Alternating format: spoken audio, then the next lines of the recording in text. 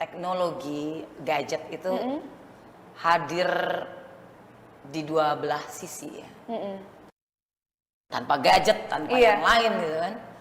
Orang tua juga nggak usah lihat gadget dulu, temennya dulu anaknya tidur, terus baca bukunya bersama si anak. Itu sudah sangat memberi sumbangan untuk anak itu tertarik untuk membaca buku.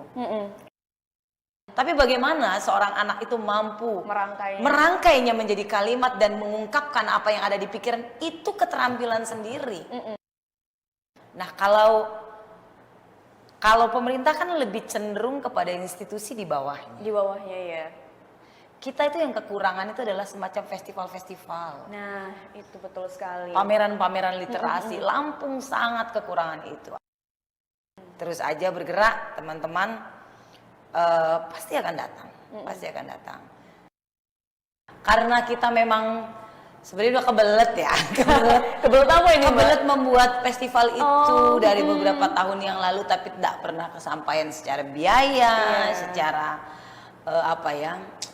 mungkin juga secara kapasitas kita juga belum mampu, SDM juga belum mampu, dan tahun ini kita punya kesempatan itu.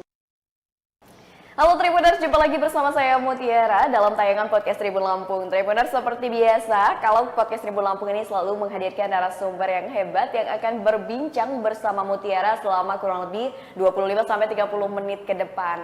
Nah Tribuners, kali ini sudah hadir bersama Mutiara di studio Tribun Lampung tercinta, yaitu Mbak Iin Zakaria. Ini dari komunitas Dongeng Dakocan. Wah, mungkin banyak yang udah tahu ini ya, karena memang ini salah satu komunitas yang terkenal nih di Bandar Lampung. Dan sebelumnya langsung aja nih kita sapa nih Mbak Iin. Halo Mbak Iin. Halo Mutia. Gimana kabarnya hari ini Mbak? Alhamdulillah. Alhamdulillah ya, sehat selalu. Mbak Iin ini selalu terlihat seperti anak muda dengan tampilannya. Iya, tapi emang seriusan Mbak Iin ini sangat istilahnya anak muda banget lah gitu. Menolak tua. Iya, menolak tua. Luar biasa sekali. Nah, kita langsung aja Tribuners, kita akan mengulik ya seputar kegiatan dari komunitas Dongeng Dakocan dari Mbak Iin. Ini kan kemarin baru saja mengadakan festival dongeng ya pada tanggal 4 November. Nah, kita pengen tahu nih seperti apa kegiatannya, terus juga untuk pesertanya ini bagaimana antusiasmenya dan sebagainya. Nah, langsung saja kita bertanya langsung kepada Mbak Iinnya yang memang berpartisipasi langsung dalam acara festival dongeng kemarin. Nah, Mbak Iin, ini kemarin Mbak Iin kan ada acara festival dongeng, Mbak? Ya, betul. Oke, boleh dijelasin tuh Mbak, acaranya itu sebenarnya apa sih festival dongeng itu, Mbak? Jadi kalau boleh cerita dikit ya? Iya, boleh, Mbak. Gibah. Iya. Jadi kami dari komunitas Dongeng Dakocan pada tahun 2023 ini mendapatkan fasilitasi bantuan komunitas sastra dari Badan Bahasa Pusbanglin, Pusat Pengembangan dan Perlindungan Bahasa Kemendikbud RI, ya kan? Dari ada banyak lah yang menerima itu, termasuk salah satunya adalah komunitas Dongeng Dakocan. Kami mengajukan 5 kegiatan. 5 kegiatan itu pembuatan web, nanti ada banyak cerita-cerita yang akan dimasukkan di sana, cerita Lampung, cerita rakyat Nusantara, gitu. Web sedang dikembangkan sekarang. Kemudian ada pelatihan-pelatihan, 3 tempat kemarin kita lakukan pelatihan di Bandar Lampung dengan peserta itu dari berbagai daerah, dari Lampung Tengah, Lampung Barat, pesisir Barat ikut juga, dari Bandar Lampung sendiri. Kita inepin lah mereka, seneng-seneng lah bareng. Iya. Terus kemudian di Metro itu kita kerjasama dengan Universitas Ma'arif Lampung ya, dan antusiasnya luar biasa. Dari cuma 30 yang menjadi kewajiban gitu, yang ikut 150 gitu. Berarti itu di luar ekspektasi ya? Di luar ekspektasi, mereka bilang, aduh kami itu cuma mampu membiayai, nggak apa-apa sudah kami ikut, kata mereka gitu kan. Terus kemudian kita ke Lampung Timur, Waibungur. Kenapa kami pilih sana ya, termasuk daerah yang jarang juga ya ada kegiatan-kegiatan literasi. Maka kita pilih ke sana dan bersama dengan teman-teman dari guru taman kanak-kanak dan PAUD gitu, dan kelompok bermain. Nah, puncaknya adalah festival dongeng. Puncak dari program dari tadi, Badan Bahasa itu, bantuan itu adalah festival dongeng. Nah, karena kita memang sebenarnya udah kebelet ya. Kebelet apa ini? Kebelet membuat festival itu dari beberapa tahun yang lalu, tapi tidak pernah kesampaian secara biaya, secara mungkin juga secara kapasitas kita juga belum mampu, SDM, ya. SDM juga belum mampu. Dan tahun ini kita punya kesempatan itu, kita punya rezeki itu, gitu lah. Dari Badan Bahasa kami kembangkan, mengajak beberapa orang yang untuk ikut juga meramaikan, juga misalnya memberikan, ayo siapa nih mau nyumbangin kita kayak hadiah-hadiah nih buat anak-anak, itu kan nggak ada di budget tuh, ya udah kita mintain aja deh teman-teman gitu. Ada beberapa yang kasih dan tidak mau diberi tahu namanya gitu kan. Oh, jadi rahasia. Rahasia saja. Oke. Pokoknya aku kirim ya katanya, tapi nggak usah disebutkan nama aku. Oke, baiklah Kak. Gitu. Kita mah seneng aja gitu kan. Kita mah seneng aja, yang penting amanahnya dikasihin gitu ke anak-anak dan mereka happy gitu. Dan aku kemudian sebagai ketua pelaksana kan, aku menghubungi teman-teman pendongeng. Di Lampung ini cukup banyak komunitas dongeng. Oke. Baik yang ya ada yang mati suri lah, ada yang juga berjalan dan ada yang baru mau dibentuk padahal orang-orangnya juga udah pada bisa tapi masih ragu-ragu mau bikin gitu. Jatuhlah kepada beberapa pilihan. Teman-teman di Bandar Lampung sendiri aku ngajakin kawan-kawan dari Universitas Lampung, dari Prodi Bahasa Daerah, kemudian dari Polinela juga ada itu. Terus dari RRI, dari teman-teman RRI juga ada satu orang yang dia memang suka sekali dongeng Lampung, itu dia demen banget karena dia juga hobi berbahasa Lampung dan juga jago karena memang natif kan, native speaker kan. Jadi dia mendongengkan itu dongeng tentang Lampung dengan bahasa Lampung yang di sela-sela gitu. Dan itu menjadi warna tersendiri gitu. Iya, bener. Apalagi anak-anak zaman sekarang kan jarang banget tuh ngedengerin bahasa Lampung. Banget, iya. Nah, terus kemudian ada teman-teman Kado, kampung dongeng dari Metro dan dari Lampung Tengah. Kita berjumlah 15 pendongeng dan satu ada teman harus saya paksa pulang gitu. Dipaksa pulang. Kenapa? Bantuin lo, karena dia di Jakarta. Bantuin ya. Dongeng ya. Terus kasih materi. Oh iya, dia duta bacanya Jakarta Pusat. Dulu memang sempat ada di komunitas dongeng, belajar di kita karena dia S2 dan S3-nya di Jakarta, jadi menjadi dosen di sana. Pegawai negeri sana ya sudah dia akhirnya berkecimpung lah di Jakarta. Gitu. Oke. Jadi memang banyak komunitas dongeng yang dilibatkan ya dalam festival dongeng ini. Nah, kalau untuk pokoknya beragam deh. Beragam. Nah, kalau untuk pesertanya sendiri itu Mbak gimana Mbak? Nah, kalau pesertanya ini kan memang kita bagi itu pengumuman ini kita sebar. Gitu. Siapapun boleh menonton karena free ya. Kita juga free. Kita mengadakan pelatihan bercerita juga di sana. Pelatihan mendongeng juga. Kita mengadakan pelatihan menulis juga di dalam rangkaian itu. Dan semuanya free.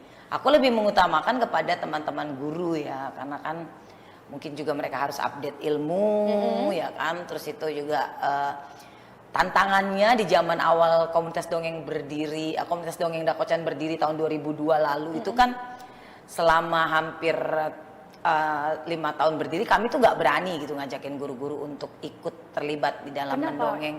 Belum ketemu metodenya bagaimana mengajarkan. Akhirnya dengan belajar dan seruduk-seruduk ya. Sistem terabas ya Mbak. Trial and error. Itu dapat juga sampai kemudian aku harus ke S2 ya latihan di sana gitu untuk menemukan metodenya seperti apa nih gitu kan. Yang secara ilmiah dapat tapi praktik di lapangan karena aku adalah praktisi itu bisa ku combine dan teman-teman nyaman dengan itu. Nah, mungkin harus update makanya terus kemudian kita buka lagi dalam rangka ini kita buka lagi tuh pelatihan gitu. Dan guru-guru senang lah itu. Tapi itu juga nggak serta-merta guru sih. Ada beberapa orang tua juga yang ikut. Dan bukan cuma guru TK, dari guru-guru SD juga ada yang ikut. Ya seluruh masyarakat sih, kupikir sama mau kita yuk gitu aja. Oke, jadi memang secara ini ya terbuka untuk umum siapa yang mau belajar bersama gitu kan, belajar bareng gitu. Dan anak-anak juga happy ya, hari itu banyak sekali anak-anak datang ya. Walaupun sebenarnya kupikir harusnya sih lebih banyak anak yang datang ya. Mungkin karena ini festival pertama, jadi masih gagap lah kita. Iya, betul sekali. Berapa emang Mbak kemarin totalnya yang datang kalau untuk anak-anak sendiri? Kalau anak-anak sendiri sih sekitar mungkin 50-an anak itu ada lah ya. Tapi harapanku sebenarnya ratusan sih ya datang seperti harapannya di festival kedua ya Mbak. Ya, kita doain ini biar ada gitu ya. Kita minta Pemda Provinsi Lampung ya. Nah, amin. Nah, ini ada ini nih. Iya, karena kan memang untuk ngadain acara ini kan bisa dikatakan acara besar ya. Melibatkan banyak pihak, pastinya dana itu kan jadi trouble ya. Kami secara pribadi juga mengusahakan badan bahasa menyambut itu gitu iya. kan, dan itu sangat membantu kami di lapangan. Okay. Kalau seandainya ini dikerjakan oleh berbagai macam, maksudnya menjadi keroyokan ya, keroyokan dari beberapa dinas instansi terkait, baik swasta maupun negeri, yang notaben adalah lembaga-lembaga atau instansi yang CSR-nya itu juga ada untuk literasi. Saya pikir waduh itu keren banget bakalan. Iya benar sih Mbak. Bakalan keren banget. Nah tapi kalau misalkan pas dilihat pada saat acara festival dongeng kemarin, antusiasme dari anak-anak sendiri untuk anak-anak itu kalau udah dengerin dongeng itu ya gitu, ada yang domblo gini. Begitu ditanya tahu. Okay. Ada yang saya gitu kan, ada yang kemudian bergembira sangat lah ya. Karena mereka paham dengan cerita yang diceritakan oleh guru-guru dan orang-orang yang para pendongeng yang terlibat di sana. Hiburan lah buat mereka, hiburan sekaligus pendidikan. Iya, karena kan gini Mbak, di era digitalisasi terutama ya, mungkin kan sekarang banyak anak-anak yang ngebaca buku dongeng aja itu jarang ya Mbak, bisa dikatakan seperti itu ya. Tapi melihat antusiasme mereka mendengarkan dongeng itu kan bisa kita lihat sebenarnya mereka ini bagaimana dari awal ya, iya nggak sih Mbak, bisa dibilang gimana awal mereka gitu kan, supaya waktu kecil ini kalau bisa jangan dikenalin dulu nih dengan gadget gitu ya. Nah tapi sejauh ini Mbak, peran dari komunitas Dongeng Dakocan sendiri gitu kan, melihat minat baca terutama ya, minat baca dari anak-anak di Lampung ini seperti apa sih Mbak perannya Mbak? Kalau kita harus bicara berapa persennya kan, kami kan tidak melakukan penelitian itu ya. Tapi kalau melihat sepinya perpustakaan, terus kemudian mungkin kalau kita datang ke sekolah-sekolah dan melihat daftar hadir di tiap perpusnya, mungkin miris ya. Iya. Mungkin miris ya. Saya pikir teknologi gadget itu hadir di dua belah sisi ya. Gimana itu Mbak? Positif, tapi juga ada yang negatifnya. Dua mata pisau lah ya. Kalau dua fungsi pisau. Kalau mau dipakai buat ngiris bawang untuk nyayur nujah orang juga boleh.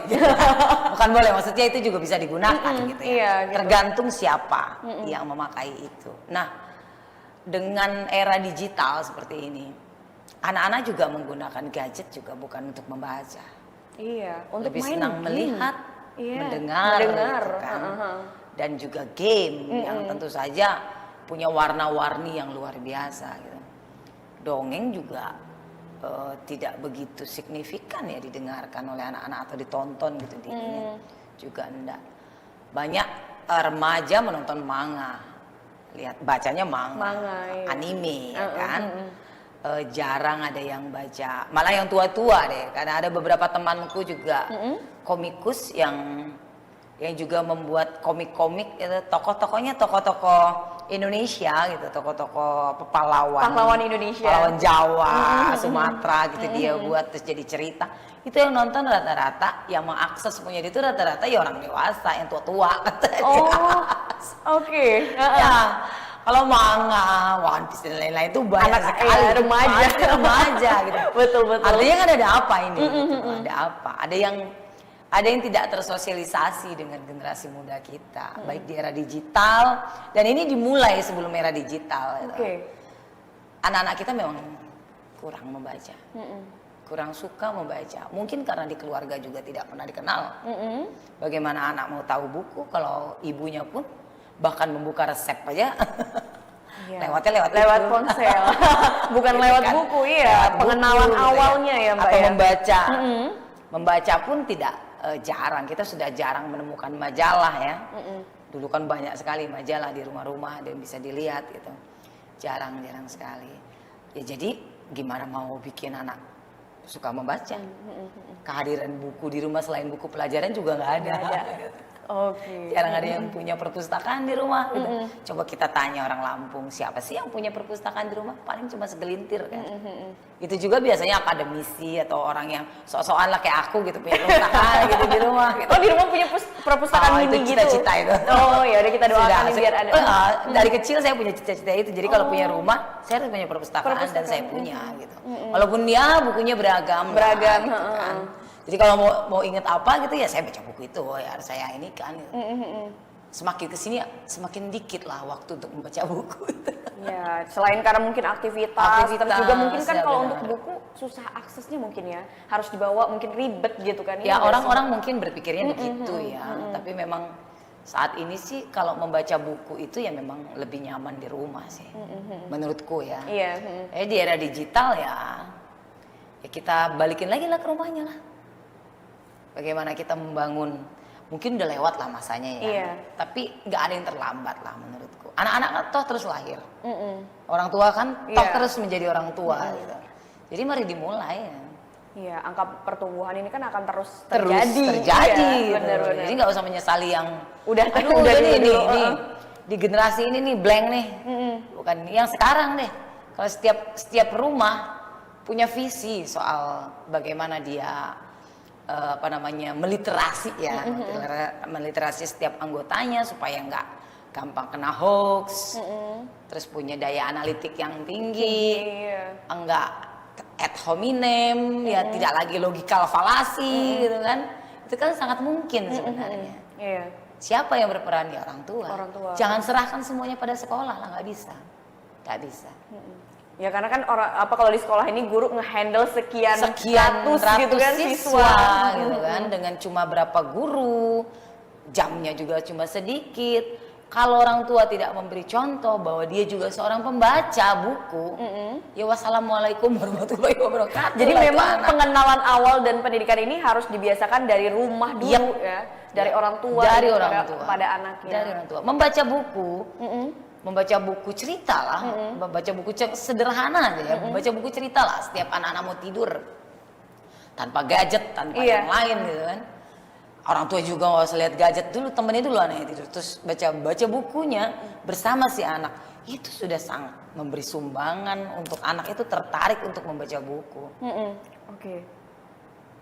Jadi memang peran orang tua di sini sangat signifikan Tribuners. Dimana nanti kalau misalkan Tribuners jadi orang tua atau nggak nunggu jadi orang tua deh dari sekarang Ya. adik ya, Punya adik. punya sepupu. Nah kita ajarin, kita kenalin dengan buku-buku yang menarik gitu kan. Karena siapa tahu dari situ minat bacanya ini semakin bertambah. Apalagi ya sebelum era digital datang aja ini minat baca kita udah menurun ya Mbak ya.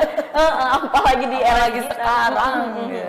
Tapi selain dari orang tua ya, sebenarnya apa sih Mbak yang membuat mungkin secara personal orang-orang terutama anak-anak ini bisa lebih tertarik untuk ngelihat hal yang ada di buku gitu, membaca buku gitu dibandingkan Pesen nih buat guru-guru, jangan galak lah. Oke. Apalagi pelajaran pertama membaca ya. Kalau zaman dulu saya ingat sekali ketika kita SD ya, itu gurunya bawa Oh iya, penggaris.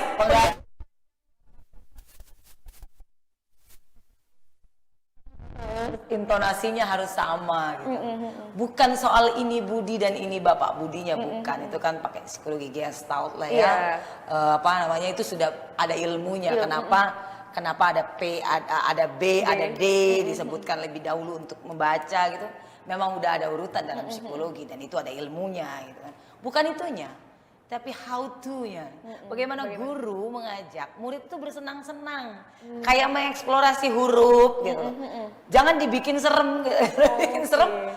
Ya wassalam lah, itu dia lihat buku trauma, dia lihat buku dia ingatnya gurunya dengan Mister Panjang. Mungkin sekarang udah nggak ada lagi guru seperti itu ya, tapi tidak menutup kemungkinan juga cara belajar di pendidikan anak usia dini dan dasar itu kita ndak. Kalau zaman dulu kan kita harus menghafal alfabet terlebih dahulu baru kemudian merangkai kalimat. Kalau sekarang kan bermakna yang dipentingkan, whole language gitu. Iya. Jadi kamu membaca itu baca bermakna. Bisa aja hari ini misalnya tema pelajarannya adalah kebun binatang misalnya, atau binatang ternak. Apa aja sih binatang ternak? Ada sapi, ada kambing, ada bebek, ada ayam. Nah guru-guru mengenalkan kata-kata yang menyusun suku kata ayam, yang menyusun suku kata kambing, yang menyusun itu semua, dan diberi gambar sehingga si anak itu teksnya itu kontekstual gitu loh. Maknanya itu ada. Ini kambing, mana kambing? Nah itu tulisannya mana? K A M B I. Nggak lagi A B C D E F G. Udah hafal, udah baru rangkai katanya. Ya modar. Ya modar. Iya benar banget sih. Membaca bermakna. Nah, membacakan buku cerita itu membaca bermakna. Kenapa? Karena ketika guru membaca, dia nggak serta-merta hanya membaca. Dia mengisi kata-kata yang, mengucapkan kata-kata yang ada di dalam tulisan yang ada itu dengan ekspresi. Betul, dengan maknanya gitu loh. Dan itu anak kan nggak cuma belajar visual, dia listening juga ada, empatinya nyambung gitu kan. Dia, oh iya ya perasaannya itu seperti ini ya. Nenek kehujanan misalnya, di situ ada gambar nenek hujan. Ada hujan, mana hujan, dingin nggak? Kemudian sang nenek kedinginan. Di situ tulis, dibaca semuanya. Jangan merubah kalimat apapun karena kita read aloud ya namanya ya, membaca nyaring. Kalau dulu kan kita membaca nyaring tuh dulu sudah ada, membaca nyaring tuh sudah ada. Saya yakin semua teman-teman yang umuran saya pun juga waktu zaman SD, giliran membaca itu membaca nyaring. Tapi iramanya kayak gitulah gitu kan, intonasinya monoton ya gitu-gitu aja. Jadi bener-bener deril baca. Tidak ada kita memasukkan unsur menyawa, ada nyawanya gitu ya. Kalimat itu ada nyawanya. Dan kalimat-kalimat yang punya nyawa itu sangat gampang untuk ditangkap dengan perasaan si anak. Bagaimana kita misalnya gitu, Indonesia adalah negara kepulauan. Dia bacanya itu dengan gayanya dia dan penuh dengan ekspresi dan emosi yang dia punya gitu. Jangan ketika dia membaca dengan gaya gitu, yang benar bacanya. Udah takut duluan jadinya. Takut duluan untuk berekspresi itu anak-anak gitu. Oke. Ini pesan yang ternyata dari Mbak Iin ya kepada ibu guru, jangan galak-galak ya. Sama anak murid, biar anak muridnya ini tertarik gitu ya untuk membaca gitu kan. Nah terus jadi udah dikasih juga nih tips and triknya gimana cara mengajari anak-anak untuk membaca, terutama di tahapan PAUD dan juga SD gitu kan. Mulai dari cerita-cerita gitu kan, membaca dengan makna gitulah istilahnya, lebih ekspresif. Membaca gitu. bermakna, membaca itu penting bermakna sekali. Ya penting sekali. Nah tapi sebenarnya ya Mbak Iin, ada nggak sih Mbak dampak khusus kalau misalkan si anak ini mungkin lebih sering pada saat dia mungkin mau tidur gitu dibacakan dongeng nih oleh orang tua terhadap tumbuh kembang dia sendiri? Ada Mbak? Ada. Apa sih Mbak sebenarnya itu lebih kemana arahnya? Yang pertama, anak belajar literasi dari kecil. Literasi itu kan bicara soal teks dan kontekstual ya. Dia nggak serta-merta ngomongin teks tapi tidak konteks. Ini kan jadi halu. Ya kan? Ketika anak dibiasakan, nggak usah susah-susah deh, melalui cerita atau dongeng sederhana aja, dia akan belajar aksara, dia akan belajar problem solving dari cerita yang ada, dia akan belajar berempati terhadap tokoh-tokoh yang ada. Dalam cerita. Dia akan mengibaratkan, ada kalau kata what if, kalau kita bilang itu bagaimana jika. Bagaimana jika adalah kunci empati. Bagaimana jika saya yang ada di posisi itu? Apa yang akan saya lakukan? Kita kan sorry ya, harus kita bilangin di zaman saat ini nih banyak sekali netizen yang ngomong menghujat sedemikian rupa. Netizen tidak pernah berpikir bagaimana jika saya di posisi itu. Gitu. Tidak ada orang sempurna di hidup ini, nggak ada. Semua orang pasti punya kesalahan, semua orang pasti punya ya sudah, konsekuensinya adalah dia dihukum misalnya kalau dia salah, itu ya sudah. Tapi jangan ditambah dengan hujatan, jangan ditambah dengan tudingan bahwa seolah-olah manusia itu nggak pernah ada lagi sisi kemanusiaan di luar dari kejahatan yang dia lakukan. Bukannya membenarkan kejahatan ya, bukan. Betul. Maksudnya kita juga punya takaran loh, kalau menilai itu punya takaran dong gitu. Nah, dengan metode what if, ketika selesai membacakan cerita atau berdongeng untuk anak, ada afirmasi antara orang tua kepada anak, memberi pertanyaan-pertanyaan afirmatif, dan pertanyaan afirmatif itu mengarahkan kepada what if dan empati. Itu anak belajar loh. Anak belajar. Belum lagi soal bagaimana dia mampu merangkai kata demi kata, SPOK, subjek, predikat, objek, keterangan. Cerdas loh anak-anak yang mampu melogikakan dan merangkai kata itu, cerdas banget. Dia mampu merealkan apa yang ada di abstrak di kepalanya, kan pikiran itu kan abstrak. Tapi bagaimana seorang anak itu mampu merangkainya menjadi kalimat dan mengungkapkan apa yang ada di pikiran, itu keterampilan sendiri. Ada anak yang bahkan sampai usia 5 tahun pun nggak ngerti itu. Mau ngomongin apa yang di kepala dia, tantrum lah dia, ngamuk lah dia gitu. Karena apa yang dia mau itu nggak sampai. Dan orang tidak mengerti apa yang dia ucapkan, sehingga kan banyak salah kaprah. Ngamuk emaknya, ngamuk anaknya gitu.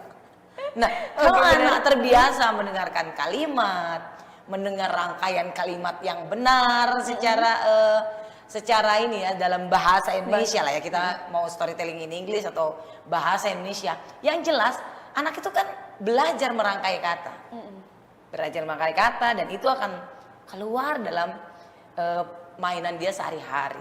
Anak-anak yang sering didongeng ini tuh cenderung ya, tanda petik ya, cenderung punya rangkaian kata yang lebih baik ketimbang anak-anak lain yang tidak pernah diajak bercerita atau membaca buku bersama. Dan seorang peneliti dari Amerika, Laura Numeroff, itu lupa saya tahun berapa ya dia mengungkapkan itu, membaca bersama, literasi di rumah sebelum tidur itu sama dengan setara dengan kualitas belajar literasi di sekolah tentang keaksaraan itu 10 hari loh. 1 malam setara dengan 10 hari. Saking berkualitasnya time itu, waktu itu. Quality time antara orang tua dan anak yang diisi dengan dongeng atau diisi dengan bercerita, read aloud dan lain-lain itu. Ketika dia belum tidur, ketika dia mau tidur itu setara dengan 10 hari belajar keaksaraan di sekolah. Bayangin. Jadi bisa 10 hari dipersingkat hanya dengan satu malam. Satu malam gitu. Iya, benar. Satu malam yang berkualitas. Tapi singkirkan gadget Anda. Jangan dikit-dikit Maya lagi baca. Nanya gadget mama bunyi. Udah nak, mama lagi baca. Mama lagi baca. Dulu lagi WA-an gitu ya. Ya, ini balik lagi ke bagaimana orang tua ini nge-treat anaknya, edukasi anaknya sejak dini, berarti itu PR sekali memang. Nah, tapi selain peran orang tua, guru, ini kalau misalkan nih Mbak, kalau dari pemerintah sendiri mungkin ada nggak sih Mbak hal yang bisa dilakukan oleh pemerintah untuk mendukung hal tersebut supaya bisa terjadi gitu? Banyak lah. Kalau pemerintah kan cenderungnya, misalnya saya contohin aja Balai Bahasa. Balai Bahasa merevitalisasi bahasa Lampung lewat pidato, lewat mendongeng, lewat stand up komedi dan lain-lain lah. Mengenalkan kembali ya bahasa Lampung kepada anak-anak zaman sekarang yang jauh banget lah itu ya. Nggak ada dari zaman dulu tuh mungkin nggak kepikiran mereka untuk mampu berbahasa Lampung. Ternyata bahasa ibu, bahasa Lampung itu juga keren loh kalau dijadikan berbagai macam tampilan tadi ya, gitu kan. Kita pelajari lewat tampilan-tampilan tadi. Nah, kalau pemerintah kan lebih cenderung kepada institusi di bawahnya. Di bawahnya ya. Kita itu yang kekurangan itu adalah semacam festival-festival. Nah, itu betul sekali. Pameran-pameran literasi. Lampung sangat kekurangan itu. Adanya dance. Saya tidak iri dengan teman-teman kesenian di cabang lain ya. Itu juga bagus buat anak-anak. Beraninya anak-anak tampil dan lain-lain juga harus diapresiasi. Tetapi Mbok Yao gitu loh. Mbok Yao gitu. Adakan juga dong supaya dia berimbang. Supaya berimbang. Kita gembar-gembor soal literasi, tapi festival literasi aja kita nggak punya. Yang gebiar itu melibatkan masyarakat secara luas ya. Bukan cuma kamu undang terus datang gitu. No, bukan itu gitu. Yang secara luas kita bisa menarik siapapun untuk datang, bergembira di situ. Rock and roll lah anak-anak di situ, lihat buku banyak sekali itu dia terus kayak ada di istana buku gitu. Kenapa nggak pernah ada? Nggak pernah. Ini mungkin belum pernah ada. Festival dongeng juga baru pertama kemarin itu. Jadi festival dongeng baru pertama kali. Baru pertama kali setelah tertati-tati dan melangkah-langkah. Tapi sebenarnya ya Mbak, apa tujuan yang memang benar-benar ingin dicapai lah oleh komunitas Dongeng Dakocan dan juga beberapa komunitas lainnya yang terlibat dalam festival dongeng ini Mbak? Tujuan akhir yang pengen dicapainya? Kita pengen merayakan. Merayakan. Kita tuh punya dongeng loh gitu.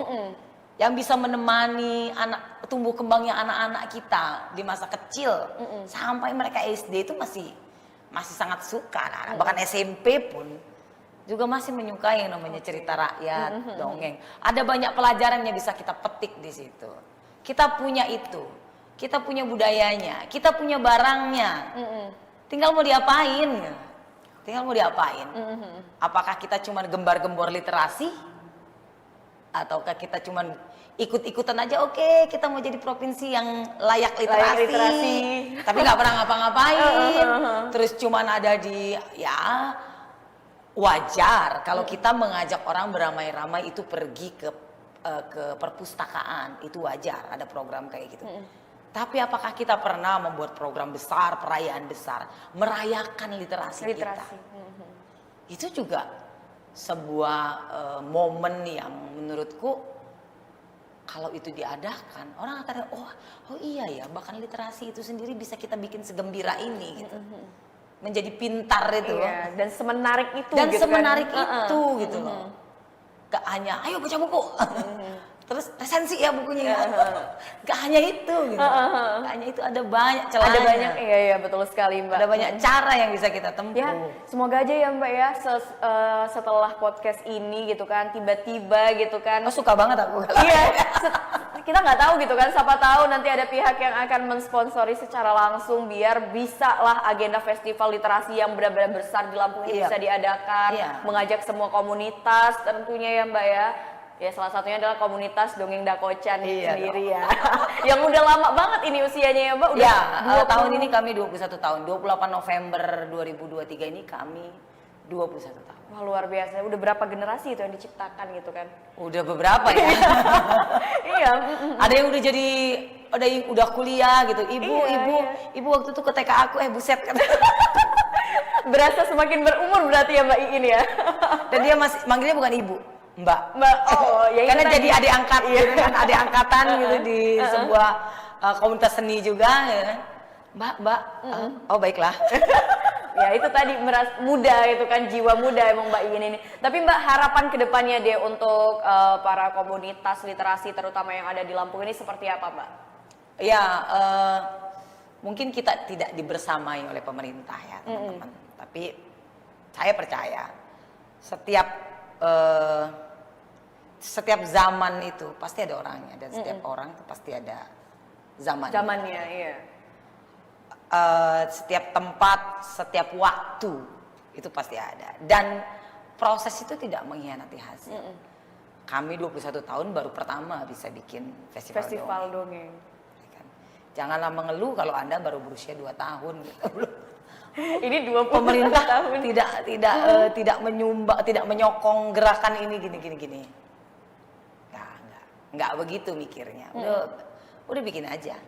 Terus aja bergerak, teman-teman, pasti akan datang. Pasti akan datang. Entah dari manapun juga pasti akan datang. Oke, dengan modal keyakinan. Kalau sudah ada waktunya, sudah memang waktunya memang tiba, ya mau hujan badai, udah kayak puitik kan gitu kan. Mau hujan badai, mau El Nino, mau apa juga, tetap aja dia akan datang. Masa itu pasti akan datang. Dan kita harus bersiap. Nggak bisa lagi balik badan gitu, nggak bisa. Semuanya ya teman-teman harus dihadepin, harus dilakukan. Oke, ini harapannya kira-kira festival kedua ini kapan Mbak? Setelah tanggal 4 kemarin kan, ini berlangsung 2 hari kan? Pinginnya sih di 28 November, karena 28 November itu adalah Hari Dongeng Nasional. Jadi aku tuh nggak pernah tahu ya. Pas sekali ya momennya. Pas sekali, tahun 2002 kami buat komunitas Dongeng Dakocan di 28 November 2002. Enggak taunya itu hari lahirnya Pak Raden. 2015 kami membuat, teman-teman pendongeng seluruh Indonesia membuat petisi untuk menjadikan hari lahirnya Pak Raden sebagai Hari Dongeng Nasional. Aku tuh kaget, 28 November. Salah nih. Oh berarti memang udah takdirnya gitu ya. Komunitas Dongeng Dakocan sama ya hari. Sama persis hari. Nah yaudah ya, semoga festival kedua ini bisa terselenggara dengan baik ya Mbak ya. Tapi sejauh ini Mbak, gimana Mbak? Udah ada bayangan belum untuk nanti festival ini bakal seperti apa? Atau mungkin sponsornya udah mau tak tahu dongin. Jadi berarti udah ada tribun ya. Oke, udah ada wishlistnya ya festival yang kedua ini ya di tanggal 28 November. Iya, pengennya gitu ya. Oke, gimana kira-kira Mbak acaranya? Pinginnya di tempat yang terbuka, luas juga, terus bisa didatangi oleh semua orang gitu, free juga. Kita pengen pokoknya benar-benar happy dah anak-anak. Itu pestanya anak-anak. Pestanya orang tua, pestanya anak-anak. Oke, Kalau kemarin kan kita di pasar kreatif dan seni, PKORW Halim, kita kerjasama sama teman-teman ikatan keluarga pasar seni, ya, teman-temannya di panitia yang bikin dekor dan lain-lainnya, semuanya teman-teman. Dan kita ngadain di situ, ya sedikit-sedikit hujan lah ya. Tapi kan kita juga punya tempat berteduh juga di Sesat Agungnya. Ya, semoga tahun depan pasar seni bisa sudah dibangun lebih baik gitu kan. Terus juga ataupun juga kita mencari tempat yang lain, kita belum tahu. Kemana takdirnya jalan nanti. Oke, kita lihat aja nanti ya. Siapa tahu kata Tribun di Tribun. Wah. Iya benar sekali. Ya pokoknya kita doakan aja nih benar-benar bisa terrealisasi ya, karena ini untuk mendukung minat baca dari anak-anak juga dan juga melestarikan dongeng dari dongeng Lampung rakyat. Sendiri, ya, dongeng rakyat sendiri biar budaya Lampung ini ya orang-orang Lampung inilah yang bisa mempertahankannya ya Mbak ya. Oke. Nah, Mbak Iin mungkin itu saja Mbak obrolan kita hari ini luar biasa sekali, seru ngobrol bareng Mbak Iin Tribuners ya. Makasih banyak Mbak udah hadir di Studio Tribun Lampung. Sukses selalu untuk kegiatan dan komunitasnya. Amin. Saya kalau dipanggil Mbak itu berasa muda. Iya. Oke, Tribuners mungkin itu saja podcast kita hari ini bersama dengan Mbak Iin Zakaria dari komunitas Dongeng Dakocan. Dan sampai jumpa di podcast Tribun Lampung berikutnya bersama dengan saya Mutiara. Dadah.